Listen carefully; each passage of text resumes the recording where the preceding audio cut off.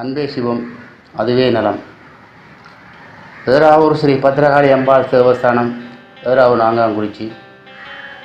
இந்த ஏறாவூர் நாங்காங்குறிச்சி ஸ்ரீ பத்ரகாளி அம்பாளுடைய வரலாறு சம்பந்தமாக கேட்டு வந்திருக்கிறீர்கள். ஆனால் இவற்றை சொல்வதற்கு எனது வயது காணாது.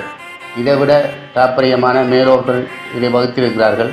அதுக்குரிய தொகுப்பு நூல்கள் எம்மிடத்தில் இருக்கின்றது. ஆனால் நேரம் போடாத காரணத்தினால் உங்களுக்கு அவற்றை இப்போது சமர்ப்பிக்க முடியாத நிலையில் உள்ளோம். இருந்தாலும் எனது அளவு கட்டிய வகையில் உங்களுக்கு ஒரு சில படிக்கிற பிள்ளைகள் என்றபடியாக ஒரு சில குறிப்புகளை சொல்லலாம்னு நினைக்கின்றேன். அந்த வகையிலே இந்த ஏறாவூர் நாங்காங்குறிச்சி ஸ்ரீ பத்ரகாளி அம்பாளுடைய வரலாற்று சொல்லி அடங்காது. அவருடைய இந்த வரலாற்று பெருமைகளை எமது அறிவு கட்டிய வகையில் நாம் எடுத்துக்கொள்வோமாக இருந்தால் எமது முன்னோர்கள் இதை தொகுத்து நமக்கு வழிகாட்டி இருக்கின்றார்கள். அந்த வழியில் நாம் நடந்து வருகின்றோம். அந்த வகையிலே இந்த ஸ்ரீ பத்ரகாளி அம்பாளுடைய ஆலயத்திலே ஒரு நிர்வாக சபை உறுப்பினராகவும் இந்த ஆலயத்தின் பாதுகாவலராகவும் இருக்கின்ற சுப்பிரமணிய சண்முகமாகிய நான் ஒரு சில தொகுப்புகளை உங்களோடு கலந்து உரையாடலாம் என்று நினைக்கின்றேன்.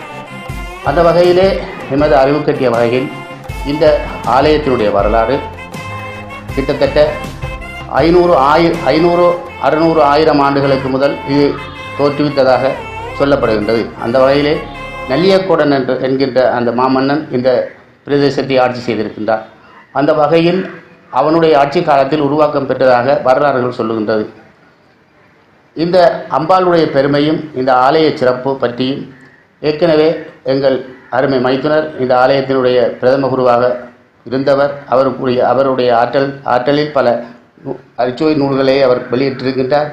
அந்த வகையிலே வைஎஸ் காந்தன் குருக்கள் ஐயா அவர்களுடைய அந்த வரலாற்று சுவற்றின் மூலம் நாம் அறிந்து கொண்ட விடயங்கள் பல அவற்றில் ஒரு சில ஞாபகத்தில் உள்ளவற்றை சொல்ல விரும்புகின்றேன். இந்த ஆலயத்தை பொறுத்தளவில் பல காலமாக விசுப்பிரமகுல மக்களால் ஆட்சி செய்யப்பட்டு வருகின்றது. இந்த ஆலயத்தின் உரிமைக்காரர்களாக ஏறாவூர், சிட்டாண்டி, முறாவுடைவாழ் விசுகுல மக்களால் உருவாக்கம் பெற்று இதுவரை காலமும் அவர்களுடைய முன்னணியில் அவர்களுடைய பரம்பரையாக இந்த பூஜை விதிகள் அவர்களுக்கு அம்பாள் வந்து கனவில் தோன்றி கொடுத்த அந்த அறிவுரையின்படி பூஜை விதிகள் நிகழ்ந்து கொண்டிருக்கின்றது. அந்த வகையிலே அம்பாளுடைய திருச்சடங்கானது ஒவ்வொரு வருடமும் ஆடிப்பூரத்திலே தொடர்ச்சியாக இடம்பெற்று வந்தது. தற்போது ஆடிப்பூர திருவிழாவில் அம்பாளுடைய சடங்கு எதிர்வரும் 8ஆம் மாதம் நிகழ்வதற்கு உரிய ஏற்பாடுகள் நிகழ்ந்தவனம் இருக்கின்றது.